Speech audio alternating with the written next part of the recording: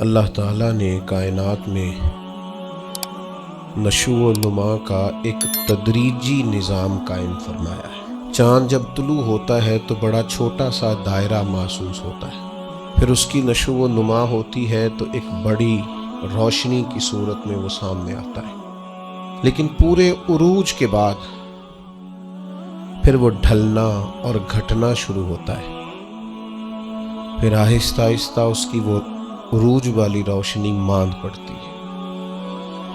اور کچھ دن اس پر ایسے آتے ہیں کہ بالکل دکھائی نہیں دیتا۔ سورج کی شعائیں جب سورج صبح نکلتا ہے تو ماند ہوتی ہیں، پھر وہ اتنے عروج پہ ہوتا ہے کہ کوئی اس سے آنکھ نہیں ملا سکتا، لیکن شام کو پھر وہ اپنے زوال کو دیکھتا ہے۔ درخت ایک چھوٹے سے پودے کی صورت میں ہوتا ہے، کبھی کبھی یوں بھی لگتا ہے کہ ہو سکتا ہے کہ تیز پانی آئے یا آندھی آئے تو اس کو جڑ سے اکھیڑ دے، لیکن پھر وہ جب پورا جوان ہو جاتا ہے تو پھر بڑے بڑے طوفانوں میں بھی کھڑا رہتا ہے، پھر اس کا بال بھی بانکا نہیں ہوتا، لیکن پھر ایک وقت خزاں کا آتا ہے جب اس کے پتے جھڑتے ہیں، جب پرندے اڑ جاتے ہیں، جب بلبلیں اس پر بیٹھنا چھوڑ دیتی، پھر کوئی کوئل آ کے اسے کوئی گیت نہیں سناتی۔ پت جھڑ کے موسم میں، زوال کے دنوں میں وہ بہت ساری آوازوں اور بہت سارے مہمانوں کو ترستا ہے۔ اللہ تعالیٰ کا حکمت کا نظام ہے، اس نے تدریج کی ہے اس نشو و نما میں۔ بس یہ 2-3 مثالیں دی ہیں، زیادہ بھی دی جا سکتی ہیں۔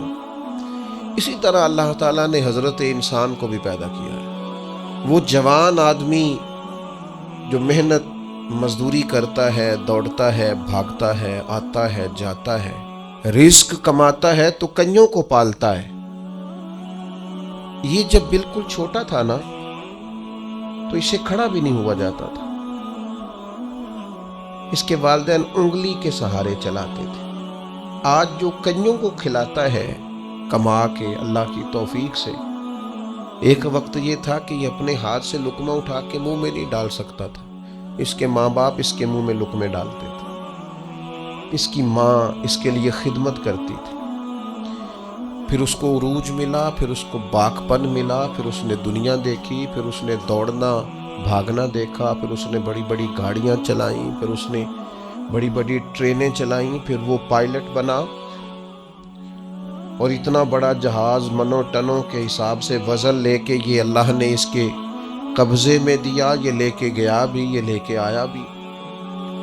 جوانی عروج والی اللہ نے عطا کی، لیکن پھر وقت ڈھلا، پھر واپسی شروع ہوئی، کالے بال سفید ہوئے، سیدھی کمر ٹیڑھی ہونے لگی، اٹھتے ہوئے گھٹنوں میں درد رہنے لگا۔ یہ اللہ کا تدریجی نظام ہے۔ جوانی کے بعد بڑھاپا آیا، لیکن تکلیف والا معاملہ یہ ہے کہ وہی شخص جس طرح اللہ ماشاءاللہ جوانی میں خود بھول گیا تھا کہ مجھ پر کبھی بچپن بھی تھا، میں کبھی کمزور بھی تھا، هل اتى على الانسان حين من الدهر لم يكن شيئا مذكورا، انسان پر ایک وقت وہ بھی تو گزرا ہے جب یہ کوئی قابل ذکر چیز ہی نہیں تھا، اس کا نام تک نہیں تھا۔ جس طرح جوانی میں یہ بھول جاتا ہے نا مجھ پر بچپن بھی تھا، اسی طرح جب یہ بوڑھا ہوتا ہے تو بعض اوقات بچے بھی بھول جاتے ہیں۔ ان کا خیال ہوتا ہے کہ شاید ابا ہی بوڑھا ہوا ہے، دادا ہی بوڑھا ہوا ہے، ہم نے شاید نہیں ہونا۔ وہ بڑی جلدی بوڑھوں کو سکریپ کا مال بنا دیتے ہیں، ان کے لیے چارپائیاں سٹور روم میں لگ جاتی، ان کو کہا جاتا ہے کہ ابا کو ایسی کس لیے ضرورت نہیں رہی کہ گھٹنوں میں درد ہے، ان کو یہ کہا جاتا ہے کہ چونکہ ان کا سامان ہی مختصر سا ہے لہذا بڑے کمرے کی حاجت ہی نہیں ہے۔ دھیرے دھیرے بزرگوں کے ساتھ لوگوں کا رویہ سخت ہے۔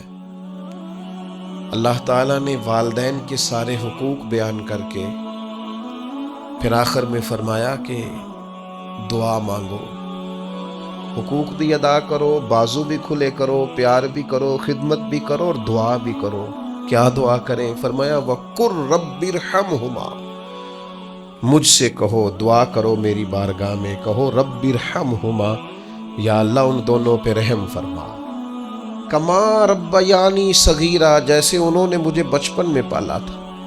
ان کی خدمت کرو اور پھر میرے حضور ان کے لیے التجائیں بھی کرو۔ بوڑھوں کے لیے آج اگر اسلامی ممالک میں بھی اولڈ ہوم بنانے کی ضرورت پیش آ جائے، میں اللہ کے گھر میں بیٹھا ہوں، میں جمعے والے دن آپ سے مخاطب ہوں، میں آپ کو اپنا درد درس کرنے لگا ہوں، میں ضرورت محسوس کرنے لگ گیا ہوں کہ ہمیں ایک اولڈ ہاؤس بنانا چاہیے۔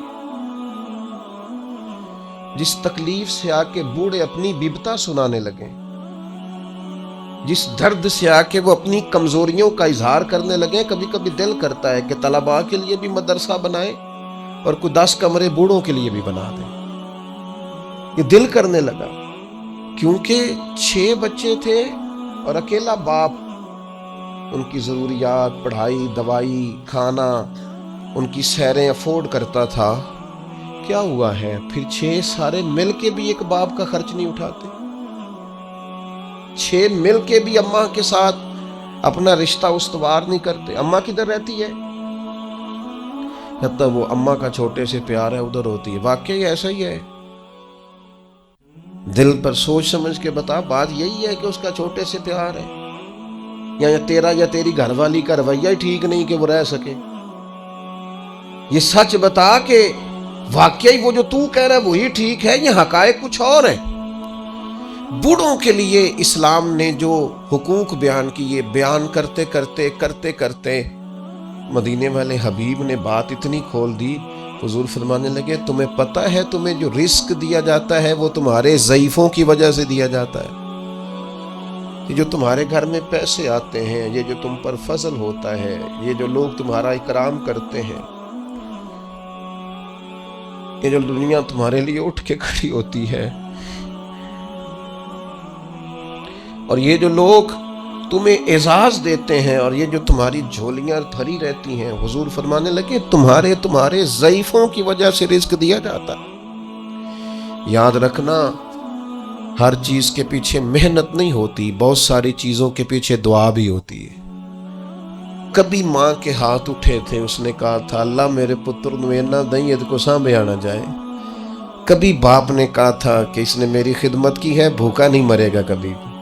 وہ کبھی جو التجا ہے، وہ دعا ہے، وہ جو برکت ہے تمہارے گھر میں، وہ جو بوڑھوں کے ساتھ تمہارا رویہ اعلیٰ ترین ہونا چاہیے، اس پر یار نئے سرے سے غور کرنے کی ضرورت پڑ گئی ہے۔ بزرگ کونوں میں بیٹھ کے کہتے ہیں، نکروں میں بیٹھ کے کہتے ہیں مینوں پوچھ دے نہیں، میرے نال صلاح نہیں کر دے، میرے کو چپ کر کے لنگ جاندے، مینوں تے کو پوچھدا ہے تے میں چپ کر کے کہنا بچے بڑے نیک نے، بڑے اچھے نے، لیکن میں کیسے اپنے پیٹ سے کپڑا ہٹاؤں؟ میرے عزیزو، رسول رحمت صلی اللہ تعالی علیہ وسلم نے ان بوڑھوں کے ساتھ نیکی کرنے پر جو اجر بیان کیا ہے وہ بڑا انوکھا ہے۔ حضور نے بزرگوں کے ساتھ جو اکرام کرنے کے بعد اس کا نتیجہ بتایا ہے، اور جو انعام ملے گا کسی ضعیف آدمی کی خدمت کرنے پر، وہ انعام بڑا شاندار بیان کیا ہے۔ آپ کبھی ترمذی شریف کی اس حدیث پر غور کریں، میں عرض کرنے لگا ہوں تو انسان تو بڑی ساری روحانی عروج پہ چلا جائے کہ یار حد ہو گئی، اتنا بڑا انعام ملے گا۔ نبی کریم نے فرمایا اگر تو کسی بوڑھے کی اس کی بڑھاپے میں خدمت کرے گا نا، تو جب تو بوڑھا ہوگا تو اللہ تعالیٰ ایک جوان مقرر کرے گا جو تیری خدمت کرے گا۔ آپ نے خدمت کی، اور حضور فرماتے ہیں پھر اللہ ڈیوٹی لگائے گا بندے کی۔ آپ نے بوڑھے کی خدمت کی، اور جب آپ بوڑھے ہوئے تو آپ کی جو ذمہ داریاں تھیں وہ اللہ کے ذمہ کرم پہ چلی گئیں۔ اللہ نے بندہ مقرر کیا ہے، اللہ نے۔ حضور فرماتے ہیں رب نے نرخ بازار محبت کا انوکھا ہو گیا، خود خریداروں میں شامل آ کے مولا ہو گیا۔ اللہ نے ڈیوٹی لگائی، اللہ نے، کہ اس نے ایک بوڑھے کی خدمت کی تھی، اب ایک جوان اللہ مقرر کرے گا، اور اس حدیث میں تصریح نہیں فرمائی، یہ ترمذی کی ہے، تصریح نہیں کی کہ وہ بیٹا ہی ہوگا، بھتیجے کی بھی ڈیوٹی لگ سکتی ہے، کسی شاگرد کی بھی لگ سکتی ہے، کسی گلی محلے میں بھی کسی کے دل میں اللہ بات ڈال دیتا ہے کہ تو اس کی خدمت کر، شرط یہ ہے کہ پہلے تو نوکری کر، ڈیوٹی کر۔ ہمارے دین نے بوڑھوں کے لیے گنجائش رکھی، نماز میں سجدہ ضروری ہے، قیام فرض ہے، لیکن اگر کوئی بوڑھا ہو گیا، ضعیف ہو گیا تو کہا کوئی حرج نہیں، بیٹھ کے پڑھ لو، اللہ قبول کر لے گا، اشارے سے پڑھ لو، اللہ قبول کر لے گا۔ تم اگر حج نہیں کر سکتے، صحت اجازت نہیں دیتی، فرض ہے، سرمایہ ہے، تو کسی کو بھیج کے کرا لو۔ جب اللہ تعالیٰ کمزوروں کے لیے اتنی گنجائش پیدا فرماتا ہے تو ہمارے دلوں میں بھی تو گنجائش ہونی چاہیے نا۔ ہمارے دلوں میں بھی عمر رسیدہ ہونا، عمر کا بڑا ہونا اعزاز ہے۔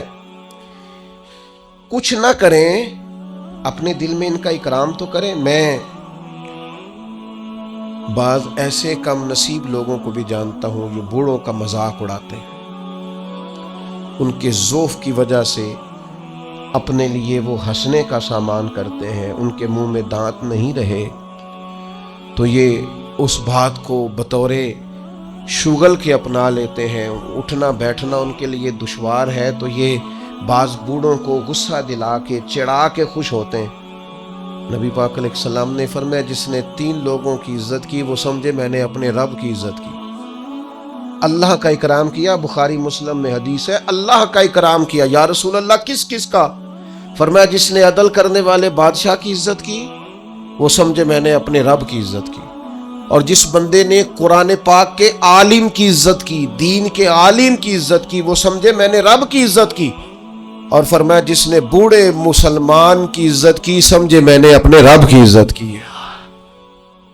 اس اکرام کو آپ غور سے دیکھیے، یہ کتنا بڑا اعزاز ہے، یہ کتنی بڑی فضیلت ہے کہ اگر کسی بوڑھے کو، میں آپ سے عرض کروں، میں یہاں دوست مجھ سے ملتے ہیں تو بعض اوقات ان کو مرتب ہو کے کھڑا ہونا پڑتا ہے اور ایک کے بعد دوسرے کو آنا پڑتا ہے، تو میں اکثر دوستوں سے کہتا ہوں بزرگوں کو پہلے ملا لو۔ اس کی وجہ یہ ہوتی ہے کہ بوڑھے آدمی کے لیے کچھ زیادہ دیر کھڑا رہنا بھی مشکل ہوتا ہے، اور ان کے اعزاز کے بھی خلاف ہے، ان کی طبیعت کے بھی خلاف ہے کہ آپ ان کو آپ آگے بڑھ کے ملیں، کیا حرج ہے؟ آپ ان کی سفید داڑھی کا اکرام کریں جس کی اللہ بھی حیا فرماتا ہے۔ آپ اپنے سے عمر رسیدہ لوگوں کا اکرام کریں گے تو ان کی عزت تو ہوگی، آپ کی تربیت بھی نظر آئے گی۔ آپ کو لوگ دیکھ کے کہیں گے کہ ماں باپ نے سینچا ہے، اساتذہ نے توجہ دی ہے، مشائخ نے تربیت دی۔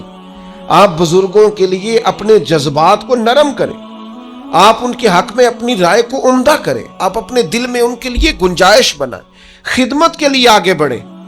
ایک بوڑھے آدمی آئے حضور علیہ السلام کی عالی مرتبت بارگاہ میں، تو کچھ لوگوں نے انہیں جگہ دینے میں تھوڑی تاخیر کی، تو اللہ کے رسول نے تنبیہ فرمائی۔ نبی کریم علیہ السلام فرمانے لگے جو چھوٹوں پہ رحم نہ کرے اور بڑوں کا احترام نہ کرے وہ تو ہم میں سے ہے ہی نہیں۔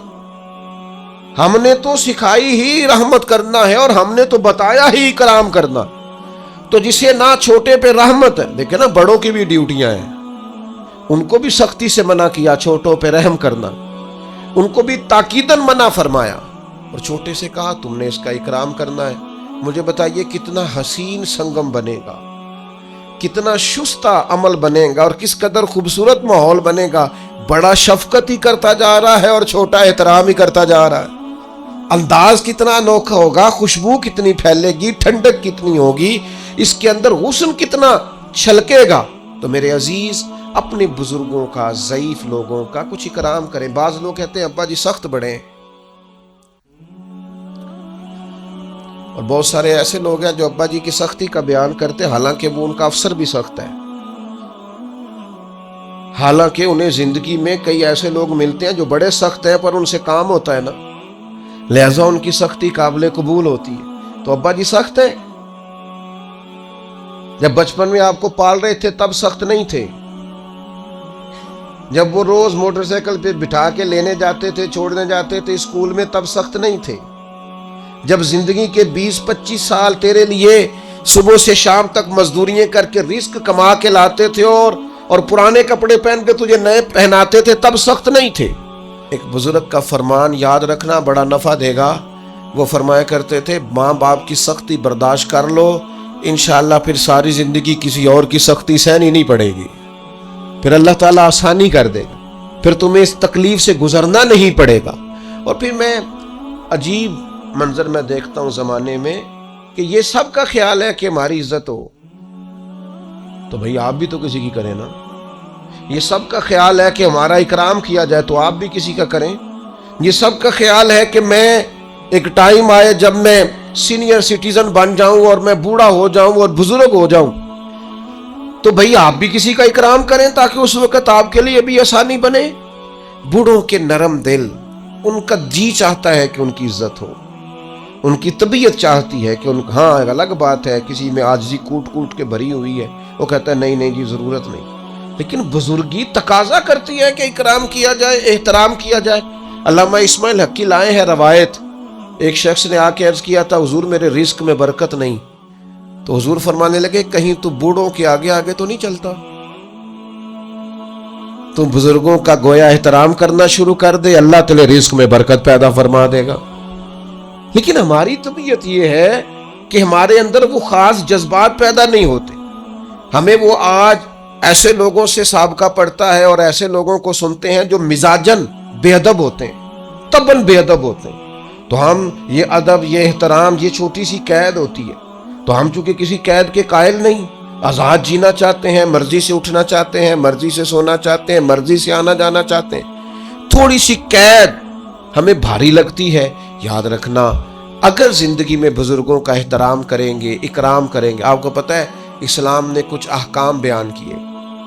کچھ لوگ گفتگو کر رہے تھے حضور کے سامنے تو نبی پاک نے فرمایا جو تم سے بڑا ہے پہلے اسے بات کر دو. کچھ شریعت نے فقہا کے لیے خاص احکام بیان کیے. مثلا ایک شرعی مسئلہ ہے کہ نماز کی امامت کرنی ہے. اب امامت کے لیے 2 لوگ یا 3 لوگ مل گئے ہیں، تینوں ہی حافظ ہیں، تینوں ہی قاری ہیں، تینوں ہی مسائل نماز سے ایک جتنا آگاہ ہیں، تینوں کے اندر اللہ تبارک و تعالیٰ نے صلاحیت رکھی ہے کہ بہترین انداز میں امامت کر سکتے ہیں. اب تینوں موجود ہیں، ترجیح کس کو دینی ہے؟ تو فقہا نے لکھا دیکھ لو عمر کس کی زیادہ ہے، اس کو مصلی پہ کھڑا کر لو. یہ بھی ایک وجہ فضیلت ہے، یہ بھی ایک وجہ اعزاز ہے. اور عشاق کی اپنی بات ہے، عاشق اپنے رنگ میں بات کرتے ہیں. ایک عاشق نے کہا مسئلہ اس طرح ہے کہ جس کا زمانہ ہم سے آگے ہے نا اس کا زمانہ نبی پاک کے زمانے کے قریب ہے، تو ہم تو اس لیے بھی اکرام کرتے ہیں کہ اس کا زمانہ رسول پاک کے زمانے کے قریب. ہم زیادہ بعد میں آئے ہیں تو اس کا زمانہ حضور کے ظاہری زمانہ مبارک کے قریب ہے، لہذا ہمارا عشق تقاضا کرتا ہے کہ جس کا زمانہ حضور کے زمانے کے نیڑے ہے ہم تو اس کا احترام کریں گے. تو آپ مجھے بتائیے جب اپنے سے سینئر کا اس لیے احترام کیا جا رہا ہے کہ اس کا زمانہ قریب ہے تو پھر صحابہ کا کتنا کوئی احترام ہوگا، پھر اولاد رسول کا کتنا کوئی احترام ہوگا. صحابہ تو وہ صحابہ تھے جن کی ہر صبح ہی صبح عید ہوتی تھی کیونکہ خدا کا قرب حاصل تھا، نبی کی دید ہوتی تھی. تو بزرگوں کے لیے اپنے رویوں میں نرمی، اپنی طبیعتوں میں نرمی اپنے بزرگوں کے لیے. اور میں عرض کروں کہ انسان سب سے زیادہ قابل رحم بڑھاپے میں ہوتا ہے. اس نے بڑا عروج دیکھا ہوتا ہے، اس نے بڑا کچھ اپنے ہاتھ سے کیا ہوتا ہے، ساری کنجیوں پر اس کا قبضہ رہا ہوتا ہے، لیکن پھر وہ جب اپنے سامنے ان چیزوں کو بکھرتا دیکھتا ہے، سمٹتا دیکھتا ہے تو طبیعت کے اندر بعض چیزیں ایسی پیدا ہوتی ہیں جو ٹھیک نہیں. اللہ کے محبوب علیہ السلام نے فرمایا تمہاری برکت تمہارے اکابر کی وجہ سے، تمہارے بڑوں کی وجہ سے تمہیں برکت ملے گی. بزرگوں سے اگر رویہ ٹھیک رکھو گے تو برکت ہو جائے گی، کرم ہو جائے گا، رحم ہو جائے گا. لوگ جو مرضی کہتے پھریں، لیکن مجھے بڑا ہی اچھا لگتا ہے جب میں کسی گاڑی کے پیچھے لکھا ہوا دیکھتا ہوں نا سب میرے ماں باپ کی دعا، دل بڑا ٹھنڈا ہوتا ہے، طبیعت میں بڑا قرار آتا ہے. میں آپ کے سامنے بیٹھا ہوں، میں نے ڈھیر سارے اساتذہ سے پڑھا ہے اور کتاب کا میرے ساتھ تعلق یہ رہا کہ یوں بھی ہوا کہ 300 صفحے کی کتاب ہے تو میں نے شروع کی ہے تو ایک ہی نشست میں پڑھ کے اٹھا ہوں. میں نے زندگی میں بہت کچھ سیکھا، بڑے لوگوں سے سیکھا، لیکن مجھے اگر کوئی بندہ کہے نا آپ کی اصل یونیورسٹی کا نام کیا ہے، تو میں کہوں گا میری اماں۔ مجھے کوئی کہے کہ آپ کو سب سے زیادہ کس سے سیکھنے کا موقع ملا، تو میں کہوں گا میری والدہ سے، اپنے والد صاحب سے۔ میں نے جو تربیت اور مزاج اور ٹھہراؤ پایا اپنی والدہ سے پایا، اور میں نے ان کی شخصیت کے اندر جو دیسی پن پایا نا، سادگی، اس کو میں نے اصل سمجھا کہ یہ اصل ہے، اس میں ملمہ سازی نہیں۔ دیہات کے لوگوں میں وہ چالاکیاں نہیں جو دور جدید کے لوگوں میں اللہ ماشاءاللہ آ گئی۔ جو ہے وہی ہے، جو ہے وہ اصل ہے۔ تو آپ اپنے بزرگوں کی برکات اپنے مزاج کے اندر شامل رکھیں، ان کی طبیعتوں کو شامل رکھیں، کہیں اگر وہ تلخ ہیں تو انہیں برداشت کریں۔ نبی پاک صلی اللہ تعالی علیہ وآلہ وسلم نے بزرگوں کے لیے، بوڑھوں کے لیے خاص احکامات جاری کی۔ اصل میں نا ہمارے ہاں بہت ساری چیزیں مغرب سے آئی ہیں، اور جو مغربی معاشرہ ہے وہ سارے کا سارا مادیت پر مبنی ہے، مادہ پرستی ہے۔ اب 18 سال کے ہو گئے، آپ فارغ ہیں، نکلیں گھر سے، آپ کے والدین کدھر ہیں کوئی پتہ نہیں، وہ کہاں وقت بتاتے ہیں آپ کا کوئی لینا دینا نہیں، آپ پر قانوناً کوئی پابندی نہیں۔ اور میرے نبی پاک علیہ السلام نے تو فرمایا نکاح کے وقت بھی اگر ولی موجود نہ ہو تو گویا نکاح میں وہ حسن نہیں جو حسن ہوتا ہے۔ اس موقع پر بھی کہا کہ اس کا باپ موجود ہو۔ آپ آج بھی رجسٹر کھول لے نکاح کا تو لکھا ہوتا ہے دلہا یا اس کے وکیل کے دستخط، تو وکیل کے کھانے میں کس کو لکھا جاتا ہے؟ والد کو۔ وکالتیں باپ کے نام۔ تو چونکہ مغربی سوسائٹی مادیت پر مبنی تھی، صرف پیسے کماؤ باقی چھوڑ دو، تو ہمارے ہاں لوگوں نے اس طرف توجہ کی تو یہاں بھی اولڈ ہاؤس بننے لگے، یہاں بھی بوڑھوں کو سکریب کا مال سمجھ کے ہم نے چھوڑنا شروع کر دیا۔ میرے عزیز یاد رکھیں، اپنی طبیعت اس طرح کی بنائیں، اپنا لہجہ اس طرح کا بنائیں کہ جس میں بزرگوں کے لیے احترام ہو، جس میں بزرگوں کے لیے اچھے جذبات، جس میں اپنے بزرگوں کے لیے ہمارے نا یہ فقہ کے جو مسائل ہوتے ہیں نا، فقہی مسائل، ان میں اختلاف ہو جاتا ہے، اور یہ اختلاف رحمت ہے۔ مثلا فقہی مسائل، ایک ہوتا ہے عقیدے کا اختلاف، وہ ٹھیک نہیں۔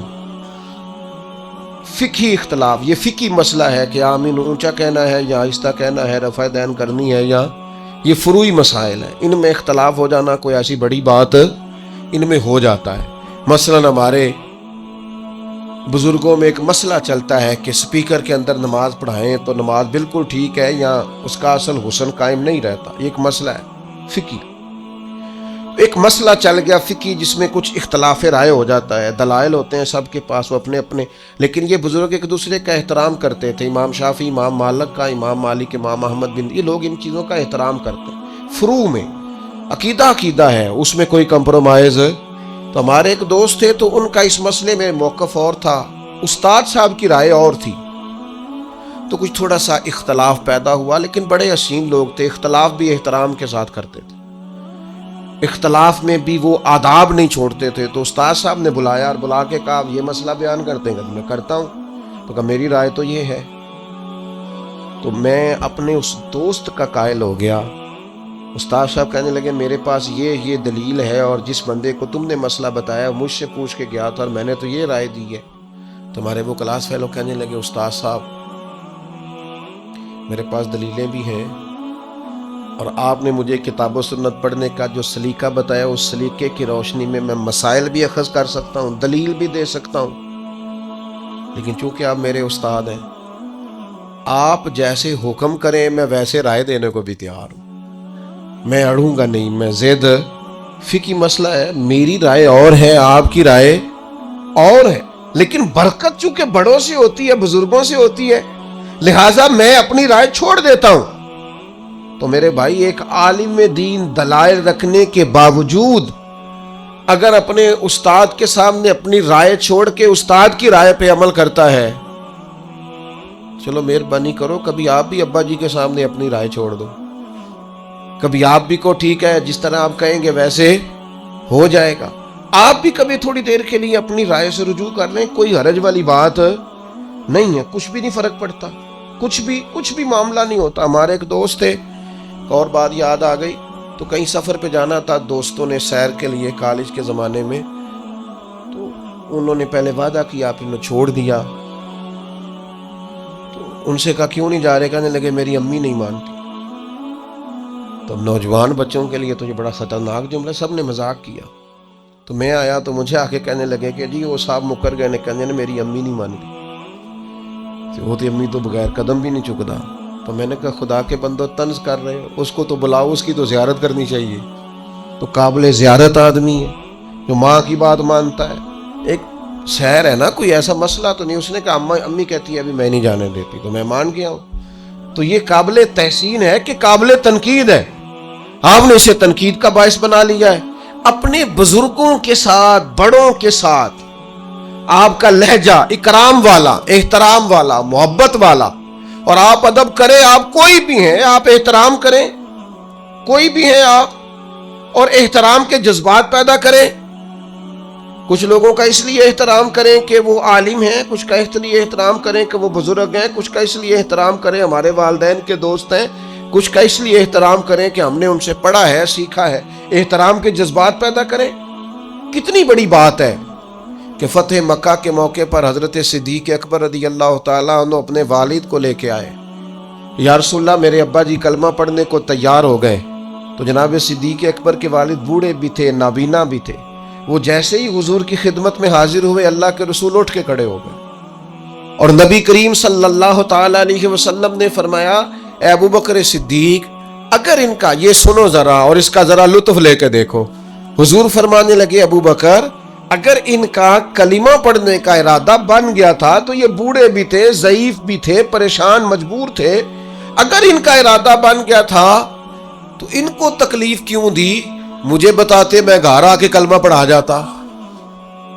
میں گھر آ جاتا، گویا کنواں پیاسے کے پاس آ جاتا، گویا رحمتیں قریب آ کے برستی، گویا محبوب کریم علیہ السلام کا کرم قریب آ کے چھلکتا. یہ بزرگ ہیں. اگر رسول پاک بزرگوں کا اتنا اکرام امت کو سکھاتے ہیں تو پھر بتاؤ ہمیں کتنا کو احترام کرنا چاہیے بڑوں. کس قدر زیادہ ہمارے دلوں میں جذبات ہونے چاہیے. اپنے بزرگوں کا اکرام کریں یار. ان کو مشورے میں رکھیں، ان سے بات چیت کریں، ان کے ساتھ وقت بتائیں. اماں کو فون کیا کرو گھر میں، کہا کرو آج میں نے نہیں روٹی کھانی جب تک آپ نہیں پکائیں گی. اس کی تو طبیعت ہی ٹھیک ہو جانی ہے بالکل. وہ مینو منڈے آکھیا ہے تسی مینو دیو آج میں ہی پکانی ہے. وہ آپ ٹھیک نہیں ہے، بیمار نہ ہوتا فون آیا ہے انہیں کھانی نہیں، مینو پتہ ہے ہوتا. یہ آپ کریں اپنے بزرگوں کے ساتھ رویہ. آپ والد صاحب کو کہیں کہ آئیں آپ سے مشورہ کرتے ہیں، اور آپ نے جو رائے دینی ہے میں نے وہ بے شک کہے کہ جناب میں بوڑھا ہوں، بیمار ہوں. یہ جو تھوڑا بہت پیر مانتے ہیں نا ہم، تھوڑا بہت پیر ابا جی کو بھی مان لیں کوئی حرج نہیں، تھوڑا بہت مرشد اماں کو بھی مان لیں کوئی حرج والی بات. یہ بھی بابا صاحب نے کہا ہے بلے شاہ آسمانی اڈ دیاں پھڑنا، جیڑا گھر بیٹھا انہوں پڑھیا ہی نہیں. کچھ تھوڑی سی توجہ. نبی پاک علیہ الصلوۃ والسلام نے نا اپنے عمل کے ذریعے بڑوں کو، بزرگوں کو اعزاز دینے کا ہمیں طریقہ بتایا. بزرگوں کو اعزاز اپنی عملی سیرت کے ذریعے. حضرت ابو بکر صدیق بھی بیٹھے تھے، حضرت عمر بھی بیٹھے تھے، حضرت ابو عبیدہ بن جراح بھی بیٹھے تھے. حضرت ابو عبیدہ بن جراح ان سب سے عمر میں بڑے تھے. تو حضور کے پاس پانی تھا، کوئی مشروب تھا پینے کا، تو سرکار دینے لگے تو سب سے پہلے حضرت ابو عبیدہ بن جراح کو دیا. تو عرض کرنے لگے یا رسول اللہ آپ پہلے تو فرمایا آپ کی عمر زیادہ ہے، آپ ان سب سے سینئر ہیں اور برکت بڑوں کے ساتھ ہوتی ہے، لہذا آپ کو اعزازاً پہلے دیا جا رہا ہے. تو میرے عزیز میں نے نا میرا کبھی کبھی دل کرتا ہے کہ میں نوجوانوں سے نا باقاعدہ اس بات پر تاکیداً ان سے وعدہ لوں کہ یار کچھ بھی ہو جائے نا، ماں باپ کے آگے اوف نہیں کرنا چونکہ اللہ کا حکم ہے. اور جتنے بھی بزرگ آپ کو ملے نا مہربانی کرو، ان کے دل بچوں سے بھی زیادہ نازک ہو جاتے ہیں. ان کو ٹائم دو، اعزاز دو. بعد میں ایسا پچھتاؤ گے کہ پھر زندگی میں نا کچھ چیزیں ایسی ہیں جو جتنا مرضی انسان اونچا اڑے ان چیزوں کو دوبارہ حاصل کر سکتا. نبی پاک جناب ام ایمن کی قدر کرتے. حضور حضرت حلیمہ کے آنے پہ کھڑے ہوئے، چادر اتار کے بچھائی، رضائی والد آئے تو اللہ کے رسول کھڑے ہوئے. نبی پاک صلی اللہ تعالی علیہ وسلم نے ان بڑوں کا اکرام کر کے، جناب عباس آئے تو حضور کھڑے ہو گئے میرے چچا. نبی پاک علیہ الصلوۃ والسلام نے عملاً ہمیں کہا ہے بزرگوں کے ساتھ آپ نے ناراض نہیں ہونا۔ نوجوانوں، مجھے پتہ ہے کچھ والدین کی طبیعتیں سخت ہیں، پر اللہ نے ہمارا والد بنایا ہے نا، انہوں نے بھی ہماری ساری تکلیفیں میرے قریبیوں میں ایک دوست ہے کہ ابا جی بڑے سخت ہیں، تو وہ اکثر شکایت کرتے رہتے تھے ابا جی بڑے سخت نے، ابا جی بڑے بڑے ڈاڈے نے جی، تو ان کی دسی حضرت صاحب، تو ان کا کوئی آپریشن تھا، چھوٹا سا آپریشن تھا۔